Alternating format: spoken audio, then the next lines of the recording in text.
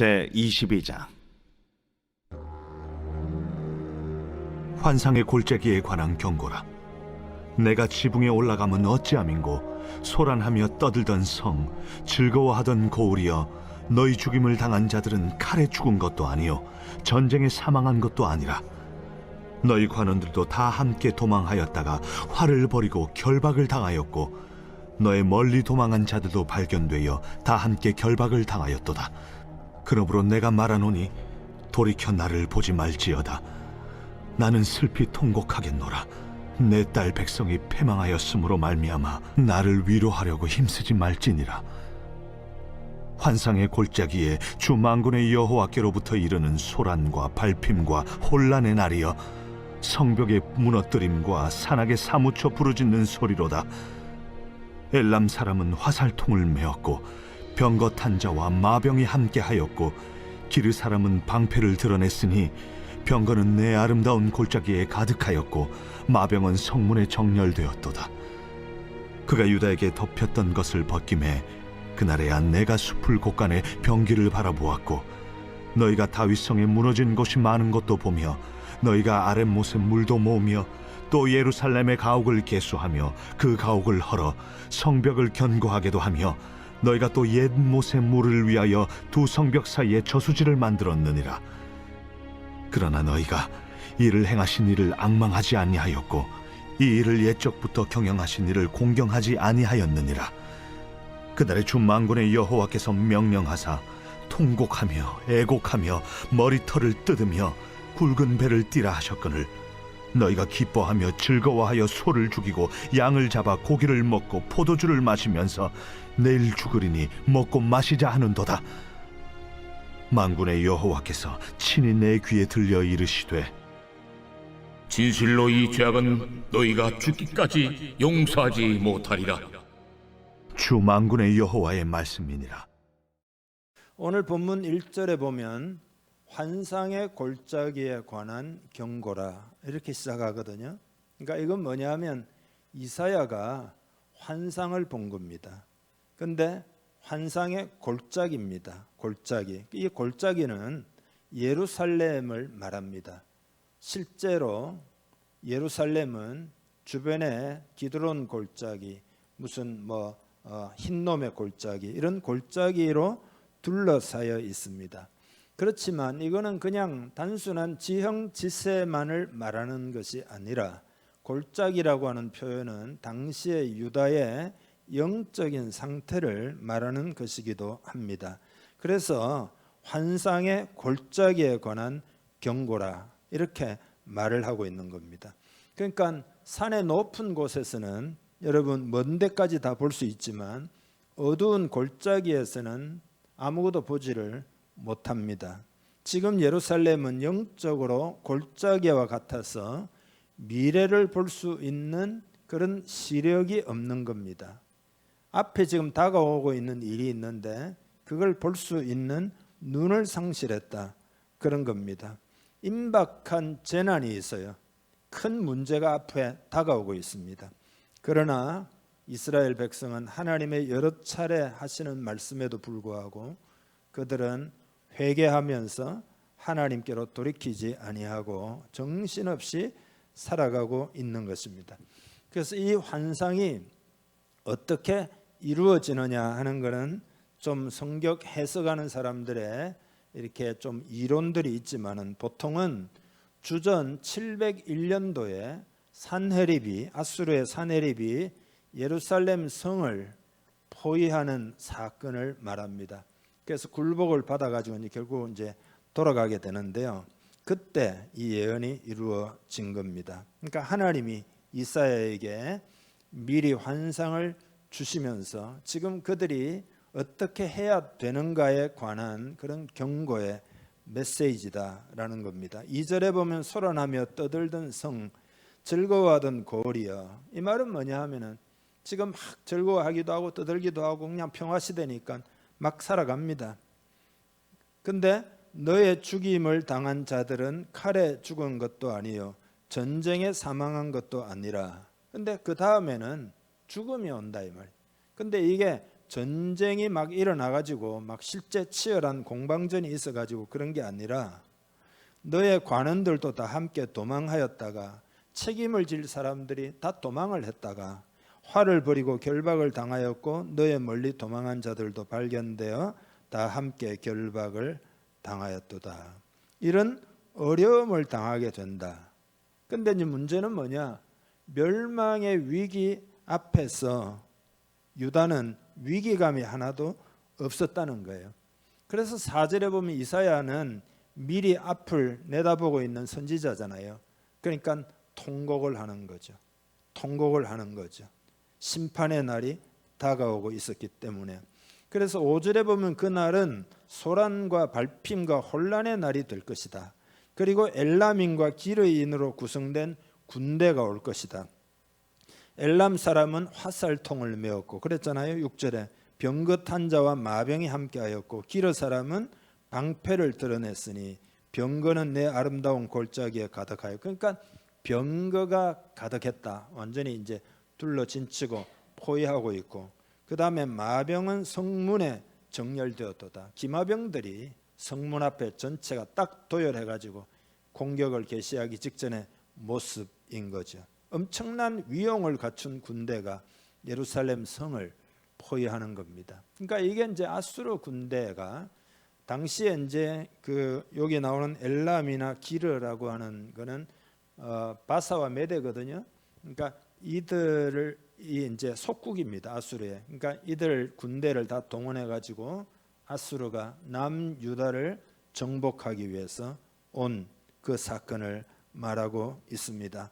그런데 왜 이렇게 오늘 어려움을 남유다 백성들이 당하느냐? 그 이유가 뭐냐 하면은 그게 22장 8절에 좀 보시죠. 22장 8절에 보면 그가 유다에게 덮였던 것을 벗김에, 유다에게 덮였던 것을 벗긴다는 말은 하나님의 은혜와 보호의 덮개막을 없앤다 이 말이에요. 계속해서 유다 백성들이 죄 가운데 계속 있음으로 말미암아 하나님의 보호막이 벗겨지게 된 날이라 이 말이죠.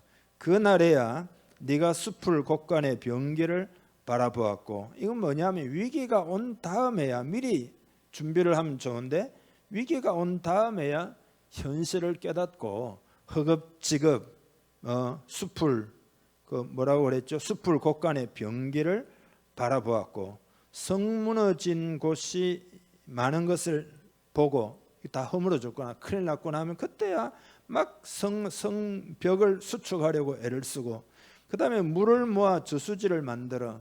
이건 왜냐하면 성내에 전쟁이 일어나면 딱 갇히니까 그 급수를 하려고 하는 거잖아요. 예루살렘 성을 견고히 쌓으려고 가옥을 헐어. 그러니까 성벽을 쌓으려고 하니까 재료가 없으니까 주변에 집들을 헐어가지고 그것 가지고 성벽을 막 쌓아 올리고, 자재들을 말입니다. 그리고 성벽 사이에 저수지를 만들어 가지고 담수를 하는 거죠.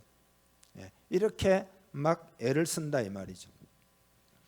그렇지만 본문에 보면 이렇게 인간적인 준비로 바쁠 뿐이지 하나님을 그 어려운 가운데서도 찾지는 않습니다. 그러니까 이건 뭐냐 하면 유다 백성들이 믿음의 준비가 전혀 되어 있지 않았다는 뜻입니다.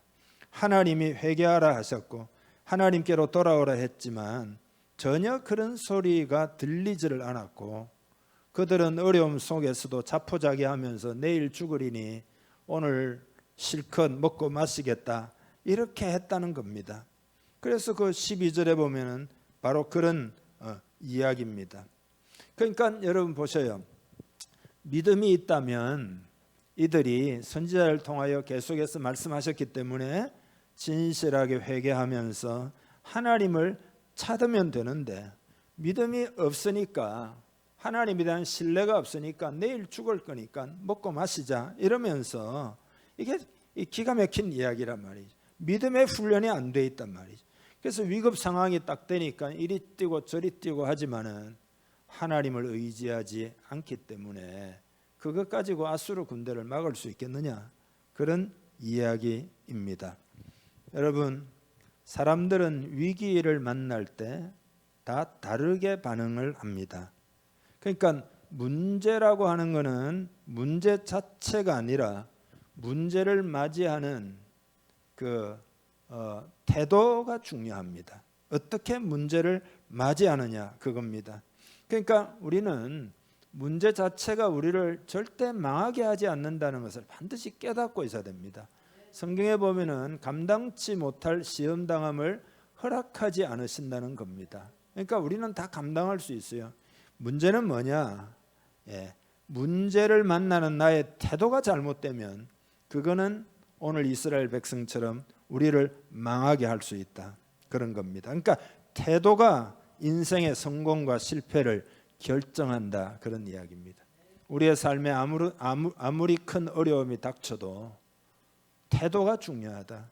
믿음을 준비하고 있으면 된다. 그러니까 교육의 정도나 물질의 유무나 직업이나 뭐 이런 거는 다 부차적이에요. 다 부차적이에요.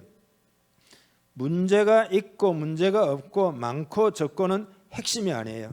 근데 사람들은 다 그렇게 생각해요. 문제가 없으면 좋겠다. 문제가 많고 문제가 적고 이게 중요하다. 그래서 문제가 없기를 바란다. 계속 그렇게 살지만은 그게 여러분 얼마나 어리석은 생각인지요. 인생이라는 게 문제가 하나 있으면은요, 그거 해결하고 나면 다른 문제 또 생기고 끝이 없어요. 그러니까 문제가 없으면 좋겠다는 가지고 되겠냐 이 말이죠. 문제를 어떻게 대하느냐, 문제를 대면할 수 있는 믿음의 태도가 준비되어 있느냐, 이게 중요해요.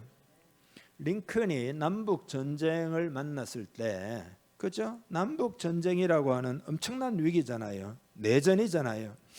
근데 이 남북 전쟁을 통해서 그가 얼마나 믿음의 사람이고 그리고 얼마나 품성이 준비된 사람인지를 드러내는 계기가 되어가지고 오히려 남북 전쟁 때문에 위대하게 되었고, 그리고 그는 굉장히 영향을 미치는 놀라운 사람이 된 겁니다.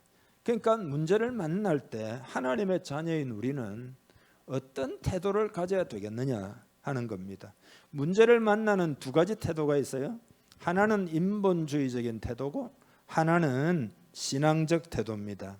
인본주의적인 태도는 믿음이 없는 사람들이 가지는 태도예요. 이들은 하나님이 그들의 삶에 없기 때문에 자기가 주인이잖아요. 하나님이 주인이 아니잖아요. 그러니까 자기 능력으로 모든 문제를 다 해결해야 됩니다. 그죠? 내가 얼마나 능력이 있느냐, 그것으로 모든 문제를 다 해결을 해야 되는데, 문제는 뭐냐?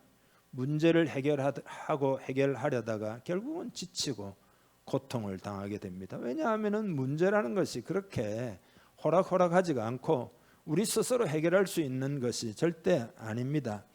또 어떤 사람은 실력이 상당히 있어가지고 어떤 한 영역의 문제를 잘 대처하고 크게 성공했다 할지라도 다른 문제가 또 생기잖아요. 다른 문제가 금방 생겨요. 그러니까 인생의 문제가 다양한데 그걸 어떻게 다 감당하겠냐 이 말입니다. 다른 방식의 문제 해결의 길이 있는데 그게 바로 신앙으로 대처하는 겁니다. 이 근본적인 해결책이에요. 어떤 문제가 와도 해결할 수 있는 것이 신앙적 해결이에요. 이 신앙적 해결책은 두 가지가 있는데, 먼저 하나는 뭐냐 하면은 이 지식적인 믿음 정도로 대처하는 거예요. 지식적인 믿음 정도로 대처하는 거. 그러니까 신앙인이니까 믿음은 조금은 있긴 있는데 그 믿음이라는 게 그냥 지식적인 믿음이에요. 그래서 문제를 닥치면 하나님 도와주십시오 하지만 결국은 어떻게 되느냐? 하나님이 안 도와주시는 것 같으니까 자기 자신이 옛날 방식대로 해결하려고 분투하게 됩니다. 그러니까 하나님을 찾을 줄 알기는 하지만 큰 믿음은 없기 때문에 기도를 좀 하다가 낙심하고, 그리고 계속하지를 못하고, 그래서 인간적인 방법으로 돌아가고 마는 거다 이 말이죠. 기도를 하지 않는 건 아니에요. 그러나 믿음의 기도, 능력의 기도는 아니에요. 그리고 계속 끝까지 하는 기도도 아닙니다. 이런 믿음은 응답을 받지를 못합니다. 그러니까 그에게는 하나님 아버지가 계시기는 계신데 어찌 보면은 이론적으로만 계시는 거예요. 그래서 인간적인 힘으로 분투하게 된다 이 말이죠. 제대로 하나님 앞에 맡기는 법을 배우지 못했기 때문입니다. 그러니까 하나님이 안 도와주시는 것이 아니라 자기가 주인이 되어가지고 자기가 주체가 되어가지고 필요한 부분에 하나님이 도와주세요 이러니까 하나님이 마음껏 도와주실 수가 없다 이 말이죠. 하나님 요 부분에만 도와주시고 요 부분에만 도와주시고 이러니까 하나님이 전폭적으로 도와주시기가 어렵다 이 말이죠. 인간은 자유의지가 있으니까. 마치 이것은 뭐하고 같은가 하면은 물에 빠진 사람이 발버둥 치는 거하고 같아요. 예, 구조원한테 완전히 몸을 맡겨야 되는데 내가 막 발버둥 치면 그 건져내기가 어렵다 이 말이지. 이스라엘 백성이 가나안을 입성하려고 할 때 여리고 평지에서 여호수아가 하나님의 군대 장관을 만났어요. 근데 칼을 뽑고 여호수아 앞에 딱 서 있습니다. 여호수아가 뭐라고 이야기한? 당신은 우리 누군지 모르니까 당신은 우리의 원수 편입니까? 아니면 우리 편입니까? 이렇게 질문을 해요. 그때 군대 장관이 이렇게 이야기를 해요. 나는 누구를 편들러 온 사람이 존재가 아니다. 하나님의 보좌에서 파견되어 나온 하나님의 군대 장관이다. 그러면서 너의 발에 신을 벗어라 이러거든요. 그 말은 뭐냐면 여호수아가 군대 장관 총사령관이 되어서는 안 되고 그건 눈에 보이는 거는 여호수아가 총사령관이지만 하나님의 군대 장관이 있다 이 말이에요. 너의 발에 신을 벗으라 이 말은 너의 주권을 내려놓아라 이 말이거든요. 그래서 여호수아가 신을 벗습니다. 주권을 내려놓는다 이 말이에요. 종이다 이 말이에요. 종은 신발이 없어요. 여러분 잘 아시잖아요. 하나님의 군대 장관이 왔을 때 여호수아가 신발을 벗고 자기 주권을 딱 내려놓았을 때 여리고 성을 무너뜨릴 방법을 하나님이 인도해 주신 것입니다. 그런데 그게 보면은 영적인 방법이었고 초자연적인 방법이었어요. 인간의 생각을 초월했어요. 여리고성을 계속 돌면서 나중에 외칠 때 하나님이 기적으로 역사해 가지고 여리고성이 무너지게 되는 그런 하나님의 권능을 체험하게 된 것입니다. 그러니까 여러분 이것이 바로 믿음의 사람이 경험하는 겁니다. 그래서 이처럼 살아있는 믿음, 영적인 믿음, 문제를 온전히 맡기는 그런 믿음의 태도가 꼭 되어야 합니다. 하나님을 삶의 주인으로 섬기고 살아갈 때 우리 인생에도 고난이 안 오는 건 아닙니다. 고난이 올 때 그 문제를 하나님께 내어 맡겨버리는 그러한 믿음, 이건 굉장히 힘든 거지만 반드시 배워야 할 자세입니다. 여러분 수영을 배울 때 제일 먼저는 호흡법을 배우고, 그죠? 음파 하지 않습니까? 두 번째로는 물에 뜨는 법을 배우죠. 뜨고 나면 그 다음에는 물에다가 자기 몸을 맡길 수 있으니까 그 다음에 이제 뭐 발부둥 쳐가지고 적기도 하고 해서 이제 하나하나 뭐 이렇게 배우는 거죠. 그러니까 하나님께 맡기는 법을 배울 때 물의 힘으로 우리가 뜨는 것처럼 하나님의 은혜를 경험하는 단계로 들어가게 되는 거다 말이죠. 여러분 이런 신앙인이 되어야 할 줄 믿습니다. 하나님의 은혜를 의존할 줄 아는 그런 믿음의 사람이 되어가지고 하나님의 은혜의 역사를 체험해야 된다 이 말이죠. 모세가 200만 이스라엘 백성을 데리고 홍해가에 왔는데 뒤에서 애국 군대가 추격해 오고 가까이 왔어요. 근데 싸울 수 있는 무슨 힘도 없고 뭐 군인이 있는 것도 아니고 지금 노예 생활하다가 탈출해 나왔으니까 출애굽한 거니까 무슨 홍해를 건널 수 있는 배가 있는 것도 아니고 무슨 출중한 무슨 무기가 많이 있는 것도 아니고 그래서 두 가지밖에 없잖아요. 하나님 앞에 전적으로 맡길 것이냐 아니면 돌아서서 죽지 않기 위하여 애굽 군대에 항복을 하느냐 두 가지 중에 하나밖에 없잖아요. 백성들이 다 뭐라고 그러냐 우리는 전부 다 지금 전멸당한다. 우리가 다 항복해야 된다. 그때 모세가 서서 뭐라고 이야기하죠? 우리 하나님을 바라보라. 오늘 너희가 본 애굽 군대를 다시는 안 보게 될 거다. 하나님이 우리를 위하여 싸우신다. 그렇게 이야기를 했어요. 여러분, 모세는 어디서 이런 확신이 왔을까요? 그거는 광야 40년 훈련을 통과하면서 옛자의 죽음을 경험하고 그리스도로 살아가는, 우리로 치면은 그리스도로 사는 법을 배웠기 때문이에요. 그래서 완전히 하나님 앞에 모세가 그 모든 상황을 맡길 때 하나님이 홍해를 갈라주셔서 육지처럼 건너게 하신 줄 믿습니다. 초자연적인 하나님의 은혜를 이렇게 경험했는데 우리도 그렇게 살아야 우리 인생은 궁극적으로 성공할 수 있고 승리할 수가 있습니다. 그래서 이 맡기는 신앙은 성경에서 대단히 중요해요.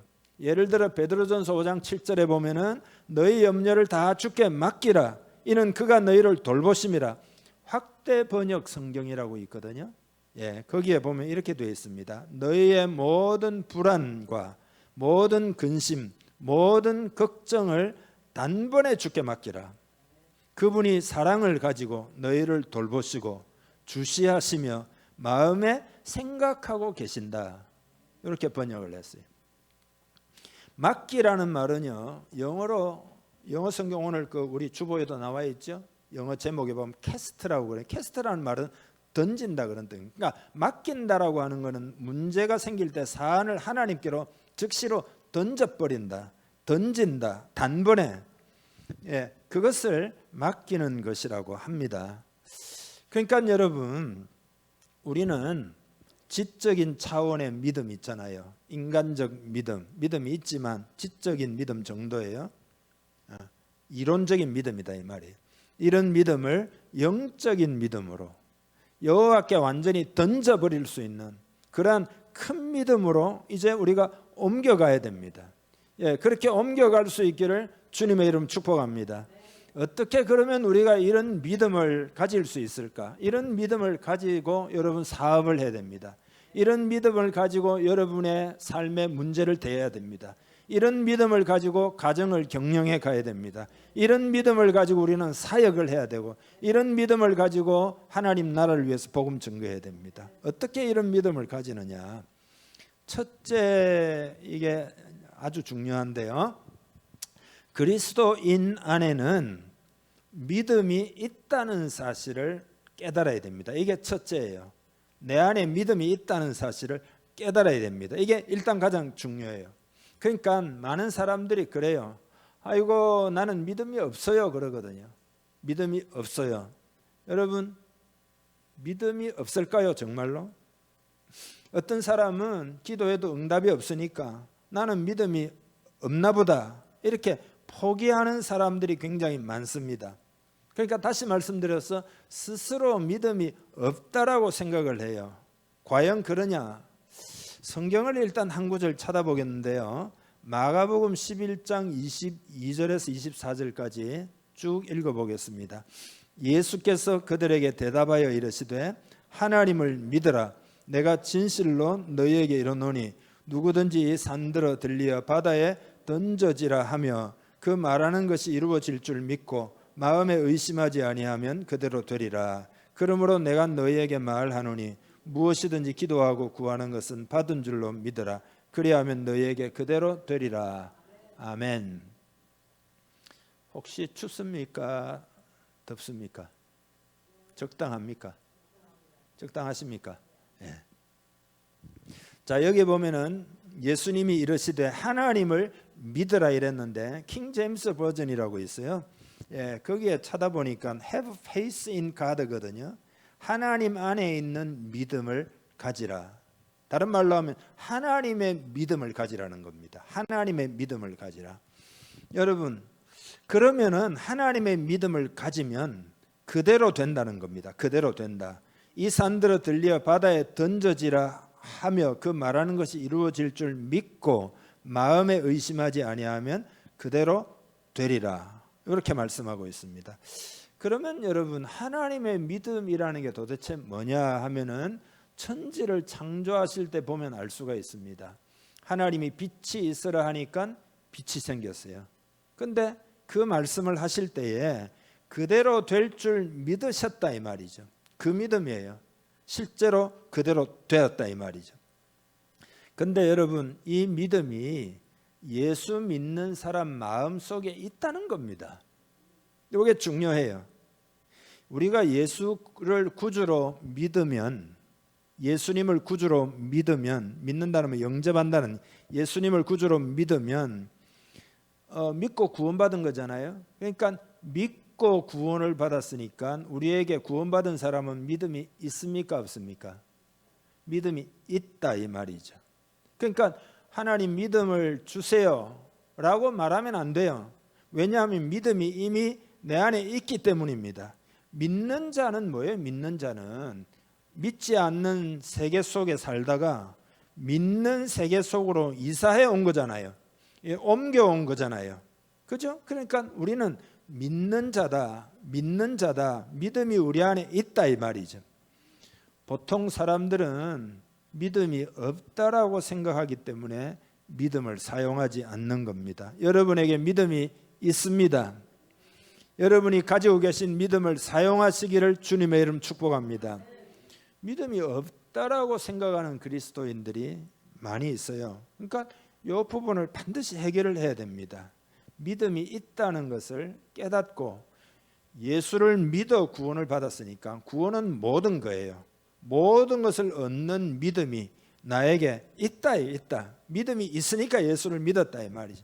그러니까 여러분, 믿음이 없다라고 생각하지 말기를 바랍니다. 두 번째로 어떻게 산을 옮기는 믿음을 가질 수 있느냐?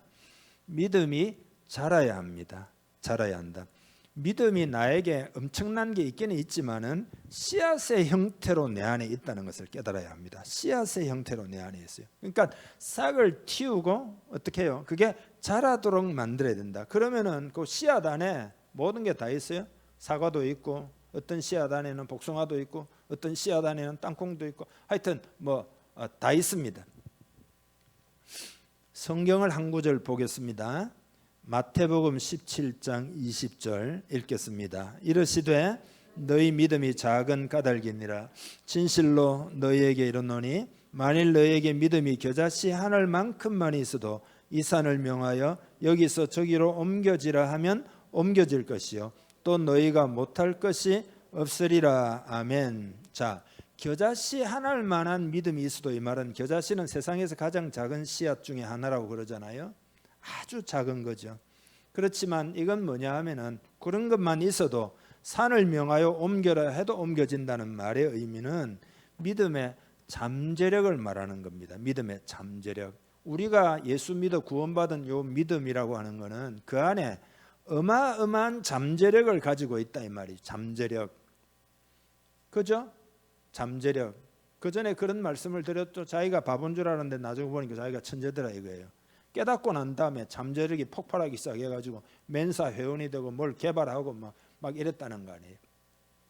그러니까 잠재력을 불을 붙여서 사용하면 산을 옮길 수도 있다. 주님이 뭐라고 말했어요? 너희가 못할 것이 없으리라. 할렐루야. 너희가 못할 것이 없으리라.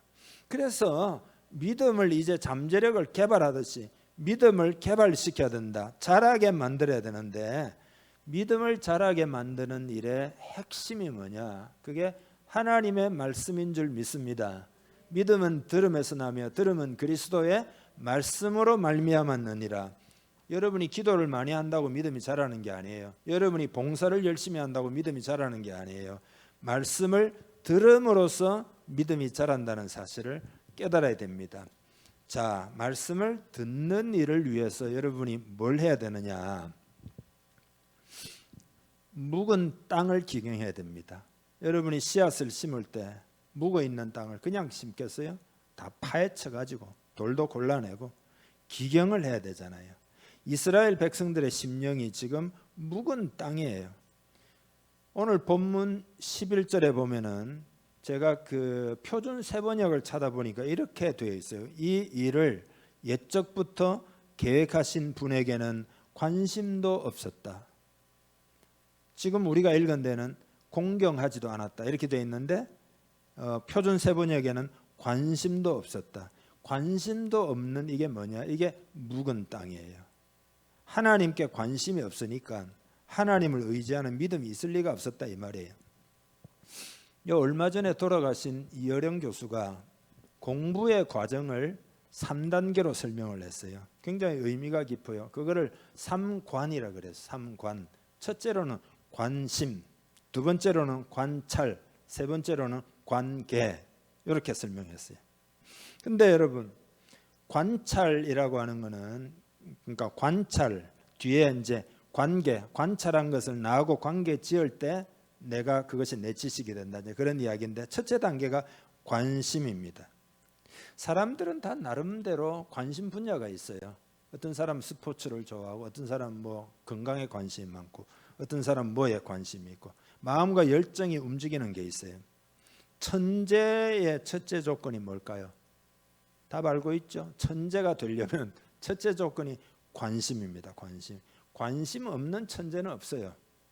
천재는 다 관심이 있어요. 그 다음에 뭐를 만들어내고 창조해내는 첫째 조건도 관심입니다. 세상의 모든 창조된 것들은, 만들어진 건 다 관심에서 출발한 거다. 어떻게 하면 날 수 있을까?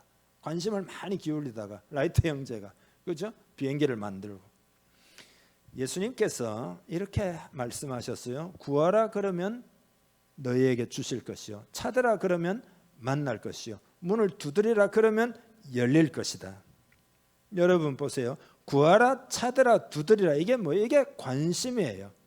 구하는 자에게 주지 않겠느냐? 구하는 자에게 주지 않겠느냐? 관심이 있는 자에게 응답하신다, 이런 말씀이에요. 이 내용이 여러분 교육의 핵심을 찌르는 이야기예요. 교육이라고 하는 것은 뭐냐? 먼저는 관심이에요. 가르쳐 주는 것은 나중이어야 합니다. 여러분이 아이들이 아무 관심이 없는데 부모 마음에 이거 배워야 된다 해가지고 계속 주려고 하면은 절대 좋은 결과를 가져올 수가 없습니다. 관심이 있는 부분을 살려줘야 되죠. 그걸 가르치도록 해야 되죠. 관심이 없으면 동기부여를 해가지고 동기부여가 되면, 그래서 교육이라는 것은 티칭이 아니다, 이게 그건 러닝이다. 내가 배운 관심을 가지고 배워야 된다. 그러니까 인간에게는 배우고자 하는 본능이 다 있잖아요. 여러분, 1시간만이라도 여러분이 왜 그럴까 하면서 왜 그럴까 하면서 10번만 왜 하면 질문을 하면은요, 서울대에서 배운 것보다 훨씬 더 많은 걸 배울 수 있다는 겁니다. 여러분이 서울대 안 나와도.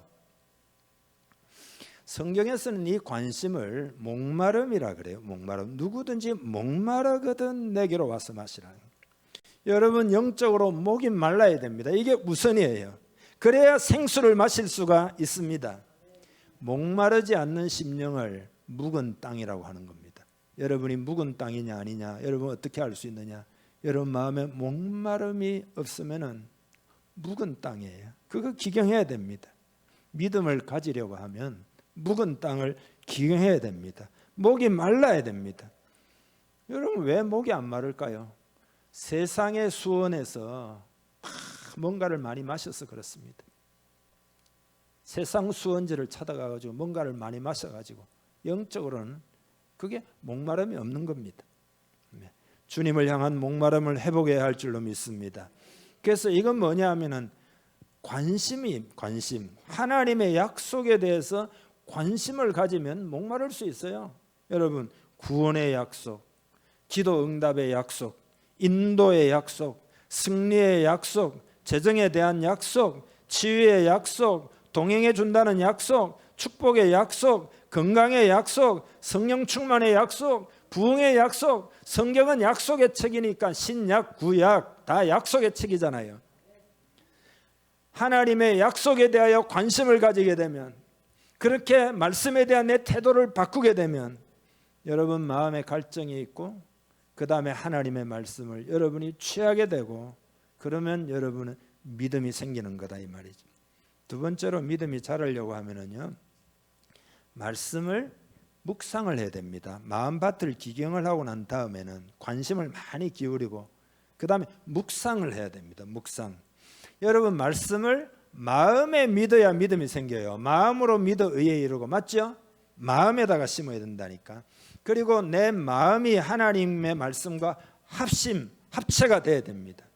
주님이 고향 가가지고 복음을 전하시고 그 다음에 떠나시면서 마가복음에 보면 거기서는 아무 권능도 행하실 수 없어 다만 소수의 병자에게 안수하여 고치실 뿐이었다. 이렇게 기록하고 있거든요.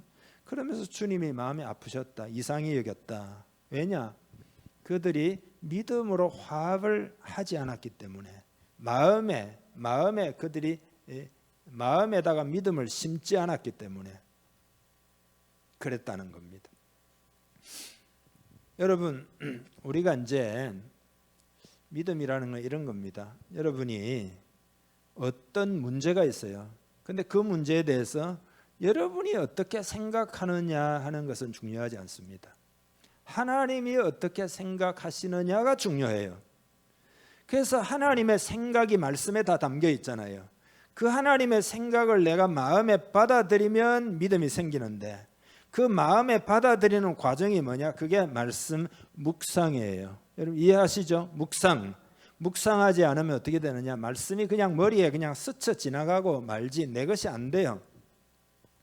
왜 하나님의 은혜를 누리지 못하느냐? 그 이유는 뭐냐? 말씀을 묵상하지 않기 때문에 그런 겁니다. 여러분 하나님의 말씀은 영의 양식인데 그죠? 우리가 육의 양식을 생각해 보면은 그냥 막 삼키냐? 그렇게 하는 거 아니잖아요. 씹어가지고 그죠? 잘게 쪼개가지고 넘겨가지고 위장에서 또 위산이 나와가지고 운동을 해가지고 잘게 소화를 시켜가지고 들어가면 소장에서 다 흡수가 돼가지고 그게 에너지가 되고 뇌도 가고 뭐 여기도 가고 저기도 가고 혈관을 따라서 영양분, 산소 등이 공급이 되는 거잖아요. 그러니까 그게 묵상이다. 베레아 사람들은 바울에게 설교를 듣고 난 다음에 그게 진짜 그런가 하여 날마다 상고를 했다는 겁니다. 그래서 이 사람들의 믿음이 풍성해졌다는 거. 상고한다는 말이 묵상한다. 묵상을 해야 말씀의 세계 속에 서서히 잠기기 시작해요. 그러니까 여러분 그렇게 말씀의 혜택을 보고 믿음이 충만해야 되는데 그렇게 안 하는 이유는 땅이 잘 기경이 안 돼 있단 말이죠. 다시 말해서 관심이 별로 없는 거죠. 진짜 관심은 없는 거죠. 세상의 수원지에서 여러분이 많이 퍼마셔가지고 배가 불러가지고 하나님의 진짜 배기는 별로 관심이 없다. 그걸 기경해야 된다. 그리고 하나님 말씀을 대할 때 진짜 그런가 해가지고 묵상하면은 예외가 없어요. 누구든지 큰 믿음을 가질 수 있습니다. 누구든지 말씀은 능력이 있기 때문에 누구든지 큰 믿음의 사람이 될 수 있어요. 여러분이기를 주님의 이름으로 축복합니다.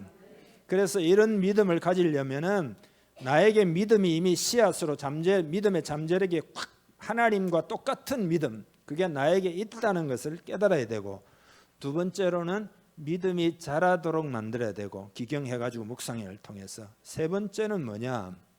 이런 믿음을 가지려면 성령님과 친교를 잘해야 됩니다. 성령님과 친교. 시간이 많이 갔는데 큰일 났네. 이거 다 해야 되는데. 여러분 요한복음 15장 5절을 같이 읽겠습니다. 나는 포도나무요 너희는 가지라. 그가 내 안에 내가 그 안에 거하면 사람이 열매를 많이 맺나니 나를 떠나서는 너희가 아무것도 할 수 없음이라. 자 보세요. 예수님을 떠나서는 아무것도 할 수 없다. 근데 그 예수님이 십자가 달리시고 부활 승천하시고 예수님과 똑같은 보혜사를 보내겠는데 그분이 성령님이신 줄 믿습니다. 예수님 대신 성령님을 보냈으니까 성령님이 아니고는 지금 성령의 시대는 아무것도 할 수 없다라는 뜻입니다. 그러니까 여러분 성령님이 우리 안에 계시기 때문에 성령님이 아니고는 아무것도 할 수 없다. 성령님이 아니고는 여러분이 믿을 수도 없고 말씀을 깨달을 수도 없고 병을 치유받을 수도 없고 성령님이 아니면 그 어떤 것도 할 수가 없다. 열매를 맺을 수가 없다. 그런 이야기입니다. 그러면 어떻게 해야 되느냐? 가장 중요한 부분은 성령님과 친교를 해야 됩니다. 친교. 여러분 제가 이제 예배 마치고 축도할 때 하나님의 사랑, 예수 그리스도의 은혜, 성령의 교통하심이 있기를 원합니다. 이렇게 제가 축도하잖아요. 성령의 교통이라는 말이 헬라 말로 코이노니아거든요. 그 뜻이 뭐냐? 그게 친교입니다. 친교. 성령님과 친교해야 된다. 그러니까 하나님에 대해서 지식적으로 알고 있고 은혜에 대해서도 지식적으로 다 알고 있어도 성령님과 교통하지 않으면 믿음의 역사가 없기 때문에 아무것도 할 수 없다. 그런 이야기입니다. 교리적인 지식은 창고에 보관해둔 곡식과 같아요. 근데 그것이 내 것으로 만들도록 도와주는 분이 누구냐? 성령님이기 때문에 성령님과 친밀해져야 된다. 성령의 도움을 받아야 된다. 그런 이야기입니다. 그래서 여러분이 영적인 믿음의 사람이 되려면 성령님과 친교를 하시는데 여러분 보세요. 예수 믿으면 성령님이 내 안에 계시는데 투명인간 대하듯이 대하면 될까요? 안 될까요? 교회 안에 누군가가 왔는데 여러분이 투명인간 대하듯이 하지 말고 아이고 반갑습니다. 잘 지냈습니까? 인사하고 나누고 식사도 하고 이렇게 해야 되잖아요. 성령님이 내 안에 와 계시는데 투명인간 대하듯이 대하면 되겠냐 이 말이죠. 그래서 여러분 성령님과 친교를 나누는 게 이게 믿음의 비밀이에요. 오늘부터 그렇게 하시기를 바랍니다. 어떤 유명한 하나님의 사람이 성령님과 친교를 하기 시작하면서 어마어마한 권능의 세계로 진입해가지고 놀라운 사역자가 됐어요. 아침에 일어나면 성령님 안녕하십니까? 그랬다는 거 아니에요. 친교를 했다는 거 아니에요. 그래서 여러분이 성령님 사랑합니다. 성령님 의지합니다. 이렇게 자꾸 교제를 하시라 이 말이죠. 여러분이 예를 들어 사업을 하러 가요 아침에. 그러면 어떻게 해야 돼요? 여러분 혼자 가가지고 하루 종일 땀 흘리고 분투하고 애쓰고 이렇게 하면 돼요 안 돼요? 누구 모시고 가야 돼요? 성령님 함께 가시죠. 이렇게 해야 되죠. 예배 자리에 와서 예배자로서 여러분 이 자리에 올 때 여러분 혼자 말이지 막 아이고 한 주일 동안 애썼네 열심히 가서 예배 드리고 빨리 또 집에 가가지고 또 이렇게 하지 말고 어떻게 해야 돼요? 성령님 예배 드리는데 같이 가시지요. 이렇게 해야 되잖아요. 여러분이 사역을 할 때, 여러분이 누군가 양육을 할 때, 여러분이 뭔가를 할 때, 가정 속에 여러분이 하루 일을 마치고 가정에 들어갈 때, 그럴 때 다 어떻게 해요? 성령님 함께 하시죠. 성령님 의지합니다. 성령님 사랑합니다. 성령님이 지금 역사해 주십시오. 성령님이 일하시옵소서. 성령님이 그 마음을 만져주십시오. 그렇게 하고 하루 일을 다 마치고 나면 주무실 때 어떻게 해요? 예? 모든 영광은 우리 하나님이 받으세요. 성령님이 다 받으세요. 이렇게 성령님과 계속 친밀하게 교제할 수 있어야 돼요. 요거는요 여러분 뭐하고 똑같은가 하면은 이거는 이론이 아니에요. 이론이 아니에요. 여러분이 어떤 사람을 친교할 때 그 사람에 대한 뭐 이론 조사를 이력서를 조사해 가지고 이분은 뭐 어쨌고 뭘 지냈고 과거에 무슨 일을 했고 아무리 조사해봐야 그 친교가 안 됩니다. 그건 그냥 이론일 뿐이고 이력서에 있는 것 뿐이고 내부에 올라와 있는 것 뿐이고 여러분이 직접 만나야 됩니다. 그러니까 성령님도 여러분이 그렇게 하셔야 된다 이 말이죠. 오늘부터 당장 어떻게 한 성령님 안녕하세요. 성령님 사랑합니다. 성령님 찬양합니다. 성령님이 도와주세요. 성령님 의지합니다. 성령님 함께 가시지요. 성령님 도와주세요. 성령님 지혜를 주세요. 성령님 말씀해 주세요. 전부 성령님과 친교를 하는 게 믿음의 비밀이라니까요. 너무너무 중요해요. 오늘부터 그렇게 하기로 약속하면 말씀 마치려고요. 약속 안 하면은 한 1시간 더 하려고요. 약속하시겠습니까? 그렇게 하면 우리 공동체는 믿음의 공동체가 되어가지고 여러분 우리가 다 믿음의 훈련을 지금까지 받은 거예요. 지금 눈에 보이는 것만 보지 말고 성령님과 동행하고 친교하면은요 환상이 열리는 것처럼 그 비전이 열리고 다 보이고 이렇게 된다니까요. 그게 믿음의 세계라니까요. 보이는 것으로 믿지 말고 보지 않고 믿는 자가 복되도다는 이야기 그 이야기예요. 성령님과 친교하시기를 오늘부터 결단을 하고 그저 성령님과 함께 하시기를 주님의 이름으로 축복합니다. 이 시간 기도할 때 여러분이 이런 영적인 믿음으로 살지 못한 것을 회개합시다.